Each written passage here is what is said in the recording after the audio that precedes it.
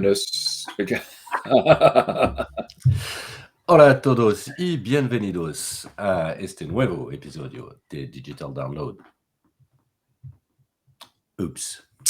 Good afternoon, good morning, and good day, wherever you may be joining us from.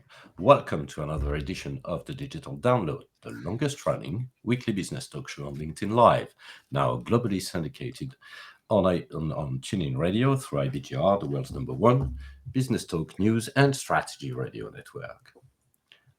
Today, thanks, Tim.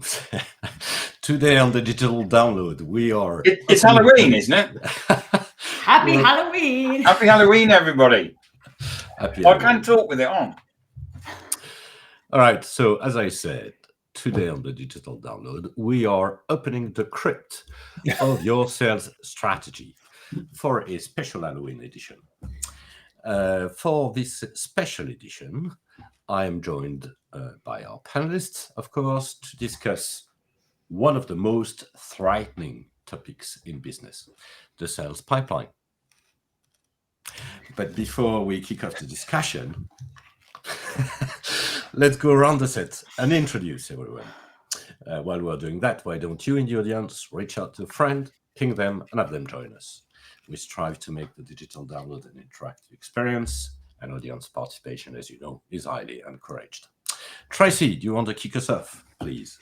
Hello, everybody. Happy Halloween. I don't know if there could be any different, more drastic difference between Tim's costume and my costume.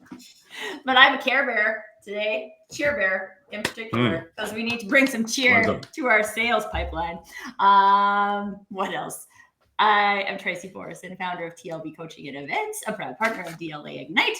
And while I might generally hang out on the marketing side of the funnel, there's an equal amount of living dead that exists in there. So I'm sure we'll cover it all today. Excellent. I'm sure they are. Adam. Hi, everyone. I'm Adam Gray. I'm co-founder of DLA Ignite. And I decided not to wear anything Halloween-based today. I thought you were wearing a mask. Baboons. Thank you very much. So this is really interesting. And when you put the announcement together, Bertrand, and you said about the zombies in the pipeline, I thought that's a really good way of describing how this is for so many organizations. And I think it'll be an interesting conversation to have, because I think it's probably a challenge or a problem that affects everybody. Mm-hmm. And I'm sure we'll have the opportunity to discuss that at length. Okay, Tim. Hello, my name is Tim Hughes, and I'm the CEO and co-founder of DLA Ignite. And I'm famous for writing the book Social Selling Techniques to Influence Buyers and Changemakers. And I'm really looking forward to opening the crypt and delving into the coffin of the witchcraft, which is the sales pipeline. We're looking. Is there anything good in the sales pipeline? It's hopes and dreams, Tracy. Dreams and dead things. And myself, Bertrand Godillot, I am the founder and managing partner of Odysseus & Co., a very proud DLA Ignite partner, and I am wearing a, I'm in the color tone for today, let's put it this way. At least I like to think so. Okay, thank you so much, guys, ladies and gentlemen, sorry. Bertrand, can I ask a question, please? Yes. So I wanted to raise a point today, because Bertrand basically asked Gemini AI what it thought about him. And what did it say, Adam? It said he was a prisoner of his own brilliance. Which is it's a tremendous thing to have said about you, isn't it? Yeah. Well, every now and again you need a little bit of of a push. Absolutely. And so Bertrand, a prisoner of your own brilliance. Yes. Well, according to Google Gemini AI. Yeah, that's probably the the saddest thing about it. But although it knows a lot about me, so It does know a lot about you. You're a prisoner of your own brilliance.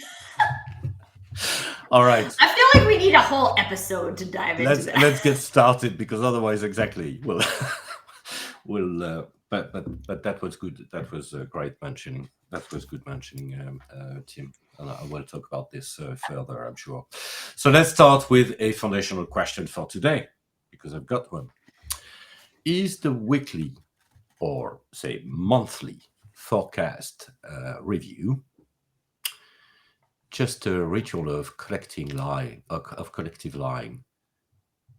I'm sure there will be a reaction. Yes. Yes. Okay, that's a good start. Do any of us disagree with that? No, and I think it's all to do with the the expectation, isn't it, of the sales function within an organization. So, we get on a call. I'm expecting you to have X times pipeline coverage for your number. So you are obligated to come up with stuff that is not going to be factual. I can't imagine that many salespeople say, yeah, I've got one thing in my pipeline and I'm pinning all my hopes on that, even if they're 100% confident it's going to close. And I think that to say, here are 20 things I've got and they're all at like 20% is fine. But when the line manager pushes and says, okay, so what have you done with this? Where are you at with this? What conversations have you had since last week with this? It's an invitation for people to say, well, yes, I spoke to all of those people and they're all really interested in, and because that's the expectation, isn't it? And it's not the sales manager's fault, because the VP is saying to the sales manager, we need more stuff in the pipeline, and the SVP is saying to the VP, we need more stuff in the pipeline, and the CRO is saying to the SVP, we need more stuff in the pipeline.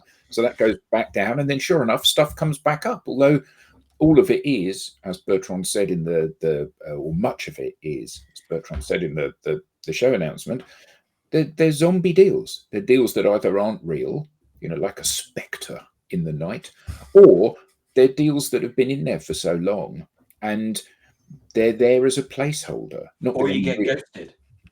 Or you get ghosted. Yes.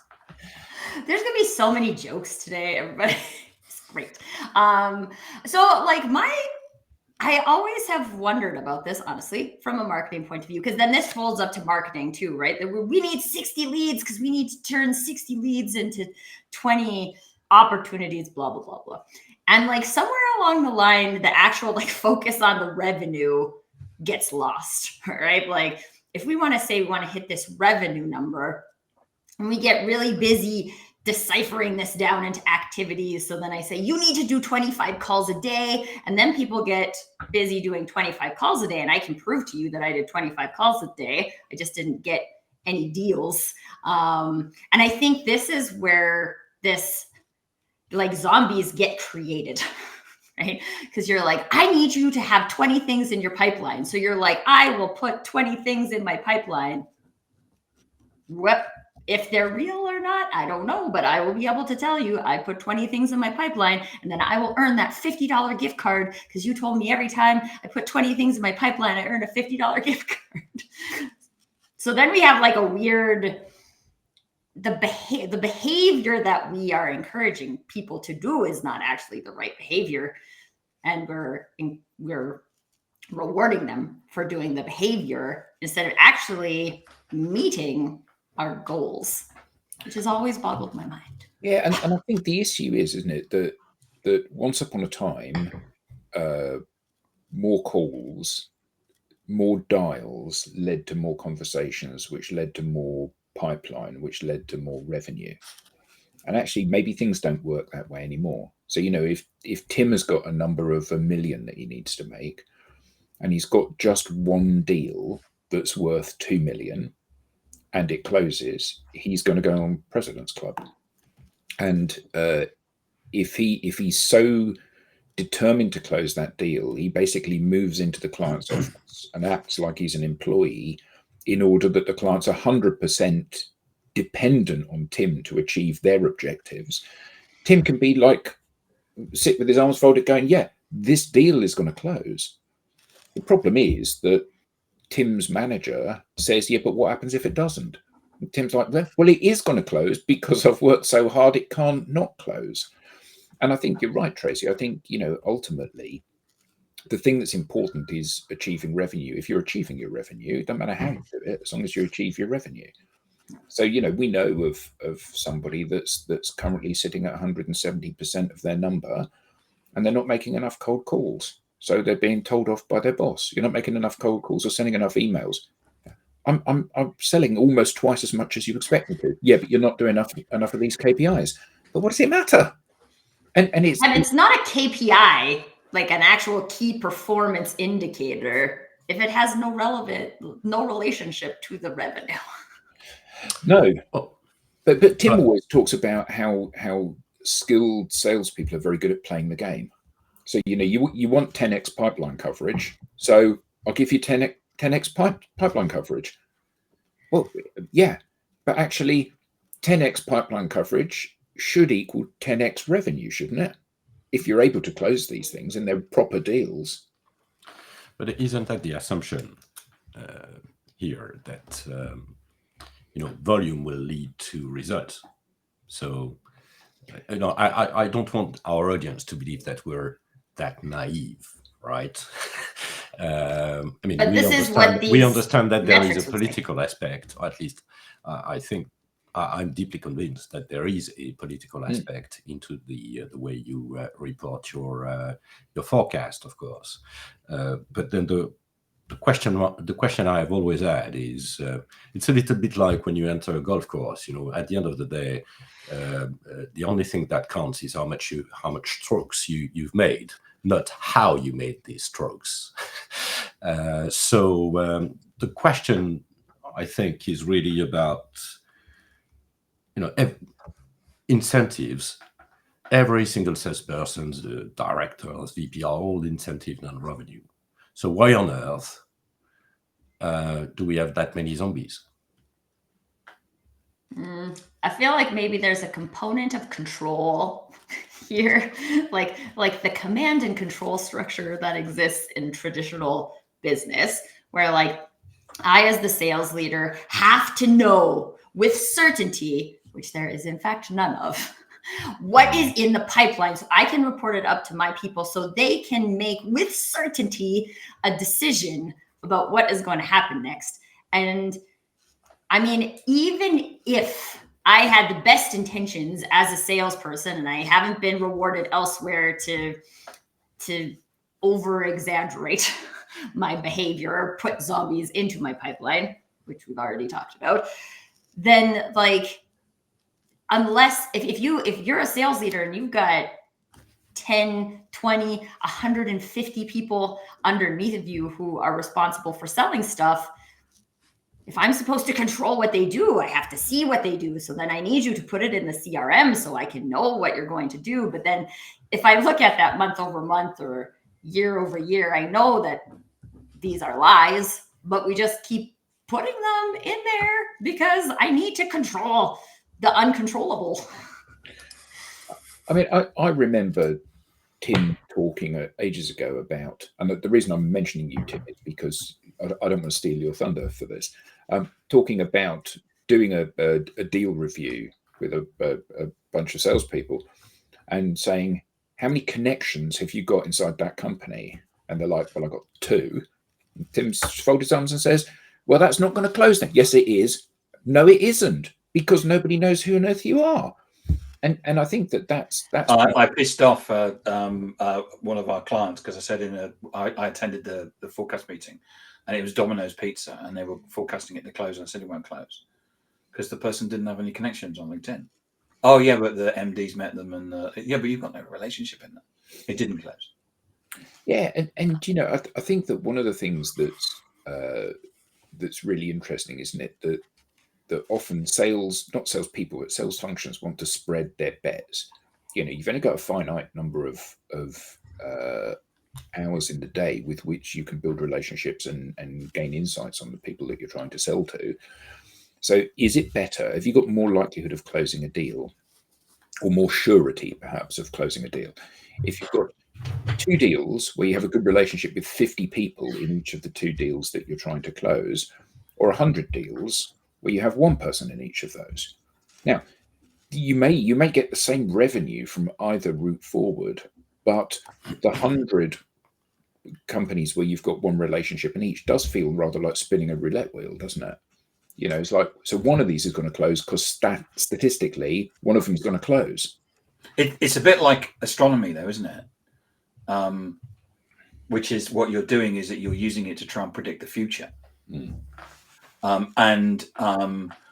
of the measures of sales leadership is, as in your professionalism, is an ability to, in effect, predict the future.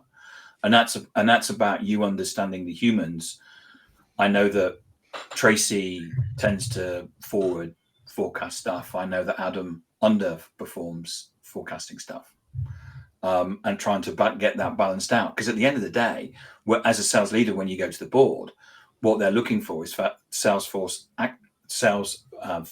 accuracy. Well, predictability and contribution. Yeah. Because the company is going to be making decisions. Do we hire people? Do we fire people? Based on what you come to the board. And if we know, it only takes you can lose your professionalism in 3 months by basically coming to the board and forecasting something that doesn't happen. And at that point, you say, well, I just don't believe anything in the sales leader is talking about. So I think one of the other things I've seen happen there is that, like, people will put something in the funnel because they're actively working on it, but then they will move on to something else. And so they're not actively, like, nurturing this account anymore. So this is another reason where there's a lot of, like, 20%, right? Like, I do. And I could probably go back to that and say, like, yep, I would say that one's still at 20%, except now the close date is like a year out because I haven't nurtured it. And then I think that comes back to the behavior that we're rewarding internally. Do we want a lot different projects at 20%, and I don't have time as a salesperson to nurture these things or build up my relationship ecosystem within a target business? I have to move on to the next thing. So it's and I think that the quantity is a comfort blanket, isn't it? Because we all sit there and we make we all have those ratios. If we have 5 of those, then it will close to one of those. I've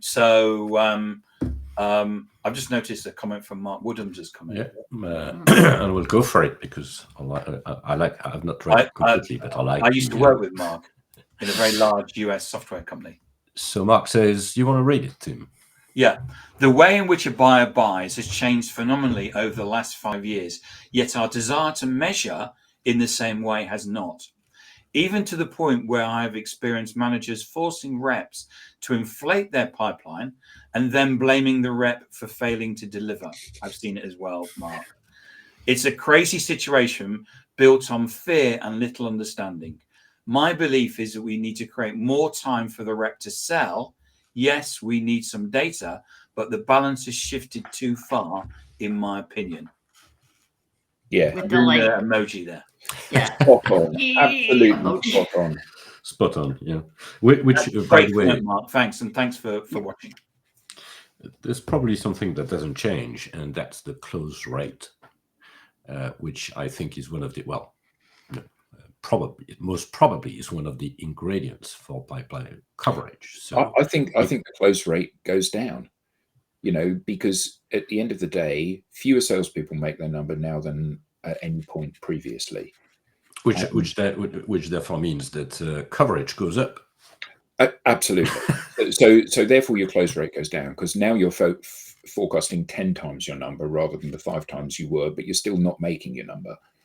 And I think that it's as if this idea that Tim's performing at 80% of his revenue objectives at the moment. So if I ramp up his number by 50%, he'll sell what is at today's number 120% of his number. because he'll add 50% to the number.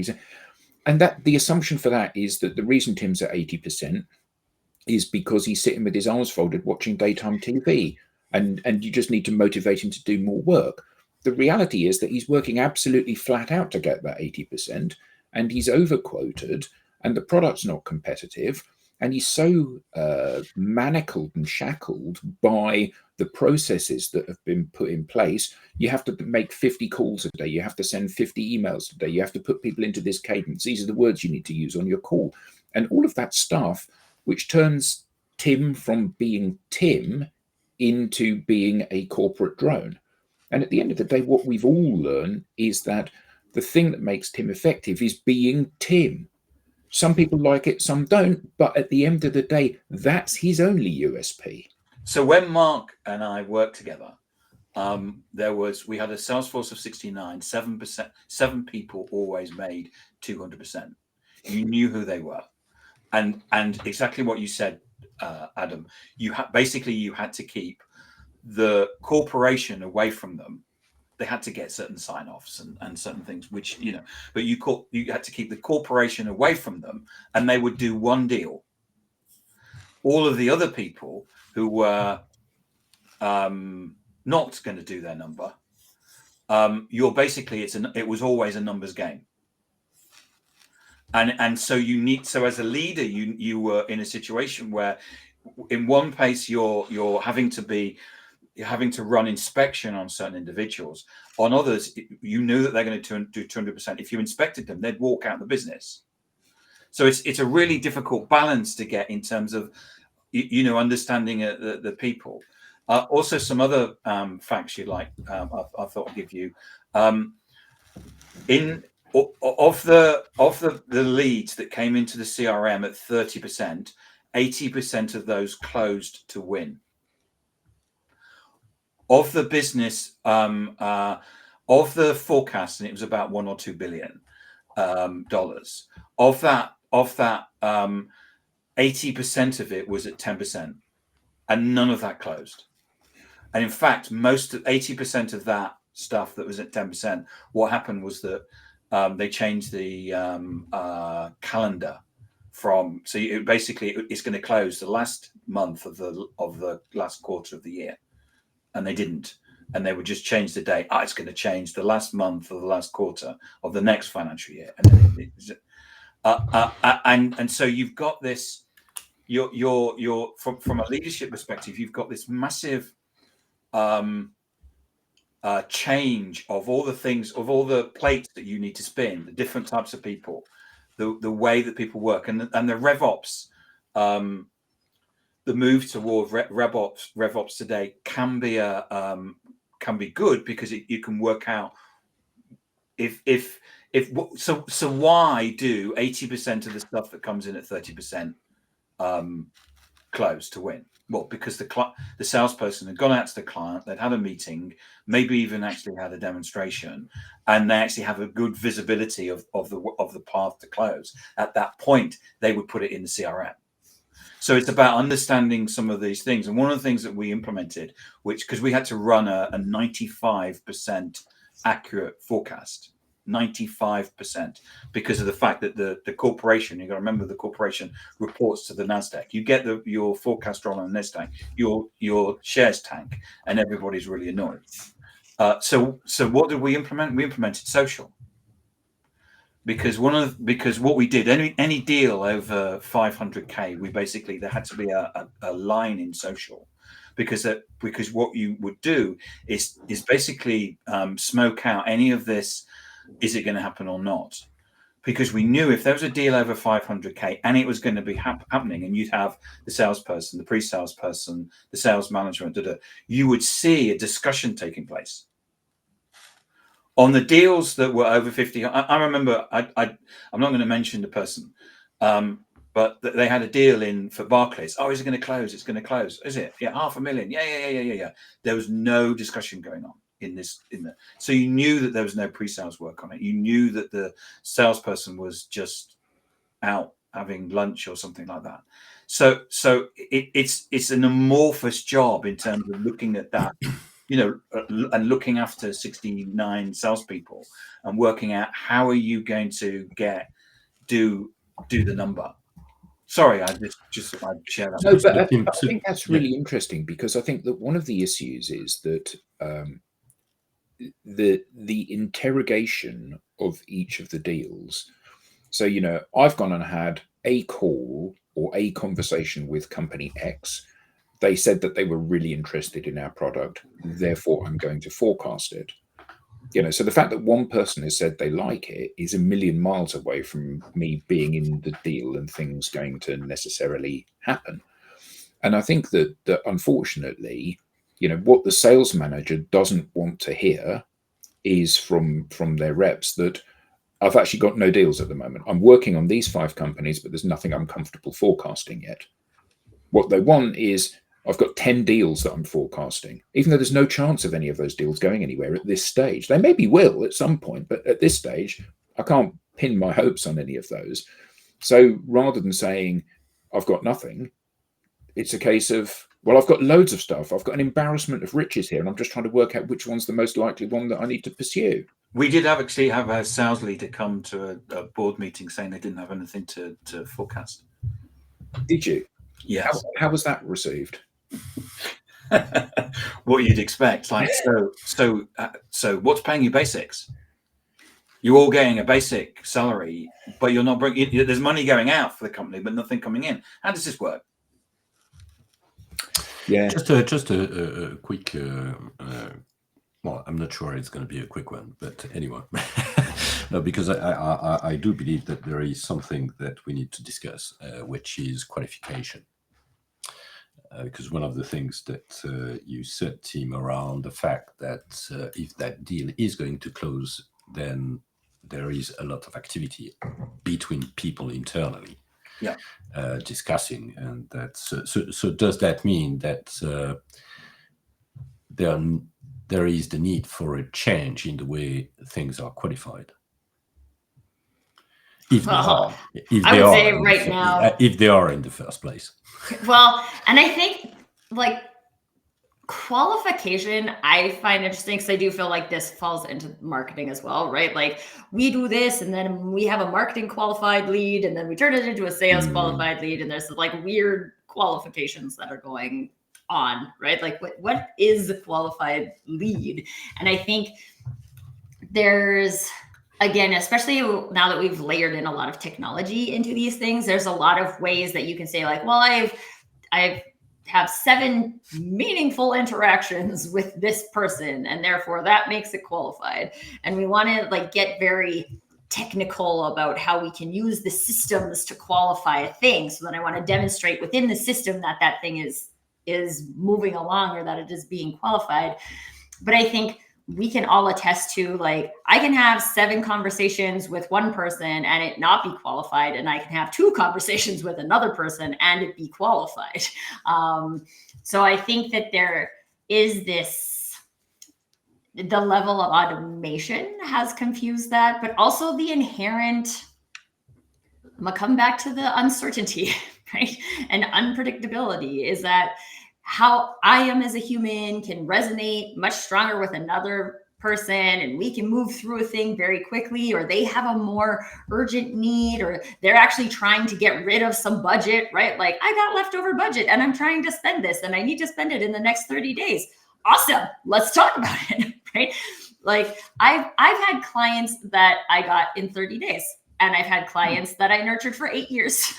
Yeah, but I think that's the crucial point. I think that qualification, since the advent of social, I genuinely believe that qualification is not in or out, but now or later, because you now have a vehicle to talk for an infinitely long period of time to a prospect and show them your thinking and show them all of the reasons that they should buy from you without annoying them. You know, I send you my weekly newsletter, and actually after 3 episodes, you just unsubscribe because it's boring and you don't want to hear about that. But on social, I can show you this stuff which you can read and engage with should you want to, and not if you don't want to. So the question is, at the very beginning, when you're targeting individuals or companies, you need to ask the question, are you a perfect fit for my business? And am I a perfect fit for you? And if the answer is yes, then you would be a perfect thing for them to buy. They maybe don't have budget this year. Maybe they're going through a reorg. Maybe they're moving the structure of the business. Who knows? It could be it could be under contract to another supplier. But at some point down the road, the deal will surface. So connecting now in the way that you would if it were an active deal where you're connecting to lots of people within the organization, and you share content that's going to be interesting to them, that is fun, entertaining, shows you in a good light, shows that you understand what it is they're doing. Eventually, you will have moved them to a point where you seem like the obvious choice. And I think that fundamentally, the thing that we do wrong from a sales perspective is, are you going to buy from me today, Tim? No? Okay, well, that's the end of the conversation then. And then 3 years later, are you going to buy from me today, Tim? No. And actually, there's that huge period in between when I could have kept nudging Tim along, looking better and better in his eyes, but I chose not to because I thought, you're not going to land this quarter. And I think that this short-termist view that we have, particularly when many big complex purchases have got an 18-month, 2-year sales cycle. So it's like, well, clearly, I've only just phoned you up and had a conversation with you for the first time. It's unlikely it's going to land this quarter. And yet still that's the expectation. And I think that to go on that, because I know, Tracy, you talk a lot about nurturing. The nurturing process has got so simple now. Because, I remember having a big spreadsheet because one of the things, you go back to the beginning, we're always having, as a salesperson, we're always balancing our time. Do we prospect or do we close? And sometimes, as you said, Tracy, what we're doing is that we get told we need to be doing certain things and like you need to prospect more when actually we need to be closing. Right. And we get told to do stuff, whereas we get told to do stuff because what's happened is that we've taken away the ability for salespeople to think. So we don't think for ourselves now; we just have to do. And so in the old days, you would have, you would be nurturing things, and I would have a spreadsheet, and it would be, today I'm going to be doing that. So I'm basically, hello, Clive. Yeah. So where are you? Yeah. We said I talked to you 6 weeks ago, and you would just go. Now I nurture my people all the time, because I'm posting stuff on social. And so the nurturing process is just so simple and constant, isn't it? I can see you're constant. I can see you're constant. Yeah. Every single day, so I never forget. Before you're ringing up Clive. He said ring back in 6 weeks. He said, well, I won't ring him back straight away in 6 weeks because actually it's sure I'll give it 8 weeks. How's it going? No. I'm actually nurturing Clive every single day because he's actually seeing. Oh, there's Tim Hughes. But I also think, I think we can, similarly to how we interpret qualification, we can also misinterpret nurturing. So I think, because this is very common now too, right? Like if sales is like, oh, I reached this person, they're not in market today, I'm just going to put them in the email list, and marketing is going to nurture them. Or this email newsletter that we send out once a week is going to nurture them. Sorry, folks. That isn't nurturing anything. No. I'm going to stand here right now and tell you, if you put a cold lead into an email list, it's not nurturing. It might be maintaining a touch point. Maybe. It's more likely to be neutering than nurturing. Because at the end of the day, how many of us, we see something and we go, that's interesting, I'll sign up for that newsletter. And then we glance at the first few newsletters that come, and then they become an annoyance, and we either unsubscribe or we just simply block them out because we haven't got time to read them. Even though at the point that we added our email list, email address, we thought this is really valuable stuff.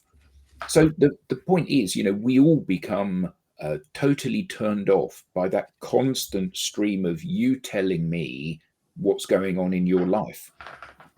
It's an oxymoron. It's never a newsletter is never useful and interesting because it's about you talk about yourself.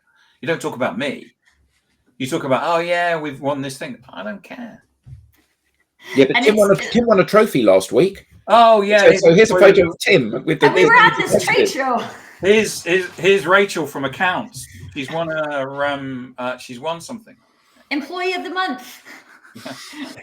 Like, no, and the thing, from a marketing point of view, again, a thing that confuses me is like, we all do this as consumers, right? We sign up for an email list, and then usually we get the thing that we wanted, and then we don't do anything else because we don't have a relationship with that brand, right? Like, don't open your emails. And I probably don't even opt out because I don't care that much. I just delete your emails every time I get them, right? Like, is that what we're going for? No, this is not. So if we know that this is the basic behavior of humans at this point with email, there are things we can do with email that would kick people out of that. But a nurturer only exists if you have a relationship to nurture. I think you get it spot on there, Tracy, that nurturing is about relationship. Mm-hmm. And that's and when you have a newsletter, there's no relationship, is there? It's what I'm doing is I'm outsourcing, and somehow or other, I think if I'm moving it from my plate to yours, it's your job. Or and that I am like deluding myself. I'm deluding myself to believe that I'm nurturing people. Yeah. Right? Like, I'm gonna put them in this list and they're gonna get my 7 email series of things, and it's gonna move them from liking this one thing that they did into buying a thing. Has that ever worked on you? We just had a comment from Dr. Dale Charles. Hi, Dale. Good to see you. Since AI has come into sales, I get a lot more cold emails. Yeah, so do I. And the majority of these are completely irrelevant. Yeah, spot on. and they have not even looked at my job role, offering things to me that have nothing to do with me. Yeah, I got one the other week saying they could. Yeah, exactly. I got one the other week saying that they could turn my expertise into my first book. But you're probably in their forecast. Yeah, well, I probably am. I didn't accept their LinkedIn request, so. I was not, but that doesn't mean you're not in their forecast. No, absolutely. They probably hate me. But I think this is the thing too, right? And we assume that these tools make it so easy for us to do the things. And while I think there are opportunities to use technologies to nurture relationships, so like, how can I find out information about like what this person is talking about? Oh, maybe I can go to their LinkedIn profile and I can see what type of thing. Like, technology can enable these things, but it only enables what we bring to the table. If we bring innate curiosity to the table, then it can enable that. If we bring, I have to fake a bunch of stuff to show that I have these numbers, it can do that too. Yeah, I mean, I think that one of the things that, Tim and my work with the ISP, Andy Huff, who's the founder, has got a huge amount of data and research at his fingertips, and conversations with him always kind of end up with those aha moments. So, fewer than ever salespeople make their number today, and yet we spend more and more on sales tech to support salespeople to make their number. And the question is, is the sales tech actually helping the salesperson sell more, or is the sales tech helping the organization to report the things in the pipeline more effectively? So, one of the things that amazes me is like Tim said about the 7 people that always made 200% of their number. Those are the people that need air support for them to go out and do their thing. And one of the things that amazed me when I joined a large American software company that shall remain nameless is I thought, I'm moving into an environment where they pay really well, so I'm going to be surrounded by brilliant people. And I wasn't. There were brilliant people there. You were with me and Bertrand. Yeah. No, but my point is not that everybody wasn't brilliant. Sorry, Tracy. It's a bit of a mafia, isn't it? But some people were brilliant, but many people weren't. And a lot of the processes that were put in place were catering for the lowest common denominator. So here's what you need to say in this environment, Tim. Here's what you need to do. Here's the things you need to send people. This is when you need to send them. And like you said, Tracy, some people you've been nurturing for 8 years, some people they close in 30 days. And the fact is that if you have to put people through a cookie cutter process, it doesn't legislate for the fact that everybody's in a different environment, everybody's got different needs, and everyone's a different person. And I think that one of the things that's amazing is that we've got all of this generic stuff to support people. These are the trigger words that work really well. These are the trigger words that work really badly in a telephone conversation. That's nonsense. Because Tim has a different lexicon of words to Bertrand, who has a different lexicon of words to you, who has a different lexicon of words to me. And you're at your most compelling when you're using your words to articulate something, not someone else's. What? Isn't it marketing's job to just create a script for you guys that you can all read and it will work exactly the same for every person and every lead? We'll all be on brand, won't we? Then I know as a leader that you're all saying the right thing. I can know as a leader you're all saying the same thing. But you can probably also see that in your revenue numbers. Okay, so one of the things that just comes up to my mind is obviously when you, and that's probably for the sales directors listening to that conversation, when you take over a new team, when you take on, I suspect, a new team, obviously you look at their forecast and you're probably, most likely you're going to remove the zombies. So why does that start again over and over again? Because after a period of time, they will come back. So are there anything that we can advise or maybe recommend or, we think is appropriate for avoiding the zombies to come back? I mean, I don't think it's the easiest thing, to be honest, because the zombies end up in there because that is our behavior. And so even if you come in as a new sales leader, if most of your team was there, they have their behavior that is in place already. So creating human behavior change is not the easiest thing. That I often use the phrase corporate trauma, right? If you have a new person coming in, like they think this environment is going to be like their last environment. So they behave in a way that matches the last environment, which may or may not culturally align with what you're trying to accomplish as a leader. And so, I mean, there's opportunity for alignment on that. But if you're trying to like coach people into behavior change, first of all, I think you have to change how they're looking at it, which means you have to know how we're looking at it, right? Like, I don't know your past leader. Were they really obsessed with this number of calls that you did a day? I came into this scenario, right? So I was a interim VP of sales and I came into this department and everyone was just 25 calls a day. And I was like, no one's selling anything. So I don't really care if you're doing 25 calls a day, right? Like that's clearly not working for you, right? So what would work for you? And I did this do what you want week. And I was like, you guys are all professional salespeople. I believe that you can sell stuff.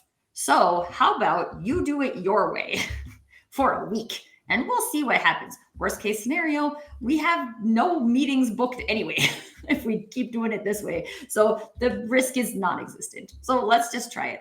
And it was really interesting to see because they were like, really? And I'm like, yes, I'm not even going to look at the number. I don't care how many calls you made. I'm going to see how many like meetings you booked, right? Like that's all I care about. I want to book meetings. What do you need to do to book meetings? I don't care. And like we went from 0 to 3 meetings in 1 week because people were doing what they would do. And my boss didn't like it. And she was like, why aren't we getting 25 calls a week? And I'm like, I'm sorry, don't you see what happened here? Like we actually moved things through the funnel, but okay. But this is where that like, how is the pressure being put on them and how can you release that pressure so they can actually do something that might work differently? And then there's also additional layers of that depends on the size of the sales team that you're managing because everybody's got, like Tim said, there's some people who will just, if you let them go, they'll do 200%, right? Like, good, great, go. And there'll be some people that are like, I don't know what to do.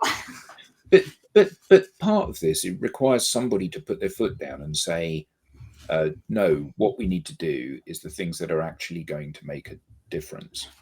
So, yes, traditionally a KPI has been how many calls have you made, how many emails have you sent. That doesn't work. There's little or no correlation between those anymore. What matters is how many meetings have you had, whether that's virtual or in-person meetings have you had. So that's what we need to be driving for. That should be the first measurement point. And if you're not meeting your meeting quota, then you can look at, okay, so what are you doing to drive meetings? Because that isn't working. Okay, then you need to do more posts, more calls, more emails, more whatever. But if you hit your meeting quota, then at least you've got a starting point that means something. And I think that so often, we're in this situation where people are playing the game. The salesperson, the sales manager, the sales leader, they're all playing the game. And like when Tim said about Domino's Pizza, it's like, this is going to close. How many relationships have you got? How many calls are you having? How many people are you connected to? Well, I'm not actually connected to any. Okay, well, and that needs to go through to each of those deals. You tell me this deal is an opportunity. Where are you at? Well, I've sent them 3 emails, and I know they've opened them. Okay, that's not a qualifying measure. But for many people, and I guess that in the absence of anything else, it's better than nothing. Some of it is to do with measurement, isn't it? Because I think, as Mark said, we've become obsessed with measurement. So in the example where that person is 170%, but they're not making enough calls, it's a CRM vendor. And they're able to measure the number of emails they put through the system. So they measure it. Rather than thinking, because of course the view is, if I can see that everybody's sending 20 emails or making 20 calls, that's activity. Therefore, that's going to turn into revenue, isn't it? No. And so yeah, it's and that's, I think, we often see that imbalance.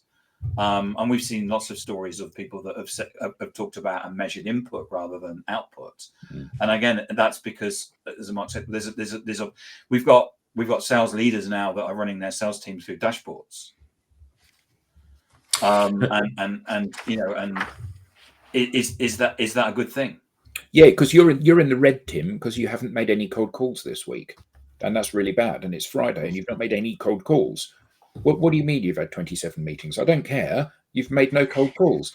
And actually, that's the problem with the dashboard, isn't it? It's like giving someone a brochure and going, well, you've got everything you need to know to make a decision to choose me now. The world doesn't work that way. Yeah. I want to just I know we're getting to the end of the show, but there was something that came up for me earlier too, in this concept of the pipeline, about how we're trying to use it to predict the future. Like, we're fortune tellers and we're not. Okay. So there's things that we can do in like relationships that we can build where we have more confidence to say, like, yes, I feel a connection with this business. They clearly get that I can like solve their problem, right? Like, I've had enough conversations with them to know that what their problem is and all of these different things.